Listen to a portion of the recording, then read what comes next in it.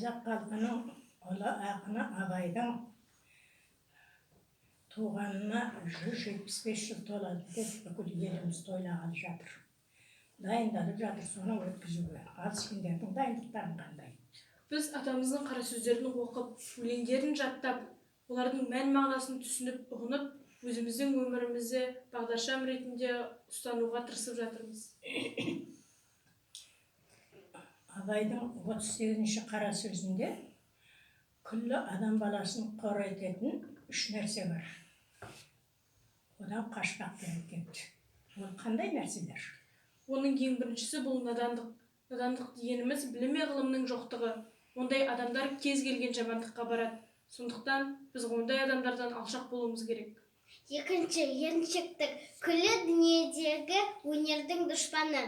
Жігерсіздік, ұятсыздық, талапсыздық, кедейлік осыдан басталады. Үшінші, залымдық. Залымдық адам баласының дұшпаны. Адам баласына дұшпан болса, ол адамдардан бөлінеді. Бір жыртқыш аңның хисабына қосылады. Надандықпен күресудің жолы оқу және оқу. Оқу инемен құдық қазғандай депті. Білу үшін білімге құмарлық керек, ғылымға құштарлық керек. Ол мектеп жасынан басталу керек. Сондықтан сендер мектептен қазір жақсы оқуларың керек. Соның бәрін меңгеріп, дайын болуларың керек білім алуға, ары қарай жалғастыруға. Білім жолында шаршамау керек, шалдықпау керек, ерінбеу керек. Енді оқығандарыңды данагөй адамдардың, ақылгөй адамдардың айтқан әңгімелерін тыңдауларың керек, соны жалғастыруларың керек. Ата-аналарын тыңдауларың керек. Сонда оқығандарың мен тыңдағандарыңды қатар алып жүріп, өмірде өздерің дамытып отыруларың керек.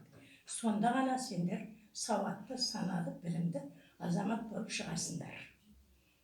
Екінші еріншектік деп жатыр. Абай атамыз еріншектік барлық өнердің қас дұшпаны депті. Өнерлі адам, еңбекқор адамдар өнердің қандайына болса да, қандай қиындығына да болса, шыдап меңгереді. Өнерді меңгеру деген еңбексіз болмайды. Сондықтан еңбекқор адамдар, өнерлі адамдар ұятты болады, жігерлі болады, талантты болады, бірақ олар кедей болмайды. Сондықтан еңбекті сүю керек, еңбекті бағалау керек, еңбекті талғамау керек. Мынау ауыр екен деп жолшыбай тастап кетпеу керек. Ақырына дейін еңбек етіп, еңбек ер атандырады деп, ер атандығанша еңбек ету керек. Үшіншісі залымдық десе, залым адам адамнан бөлінеді дейді. Адамнан бөлінген адам қоғамнан да бөлінеді. Ондай адамдарды қазір жемқор деп атап жатыр. Ол адамдар ешкімге жаны ашымайды, ешкімге қамқорлығы жоқ, тек қарақан басының қамын ойлайтын адамдар. Сондықтан ондай адамдардан да аулақ болу керек. Абай аталарының айтқан өсиеттерін, аманаттарын адал орындап, соның бәріне мән беріп, түсініп, өмірлеріңе жаңағы айтқандай шола бағдаршам ретінде пайдалансыңдар, сендердің де өмірлерің жақсы болатынына мен сенемін. Енді қандай тақпақ білесіңдер? Ғылым таппай мақтанбақ. Ғылым таппай мақтанбақ, орын таппай баптанбақ, құмарланып шаттанбақ, ойнап босқа күлуге, 5 нәрседен ашық бол, 5 нәрсеге асық бол. Адам болам десеңіз, тілеуің өмірің алдында, оған қайғы жесеңіз. Өсек өтірік мақтаншақ, еріншек бекер мал шашпақ. 5 дұшпанын білсеңіз, талап еңбектеген ой, қанағат рақым ойлап қой. 5 асыл іс көнсеңіз.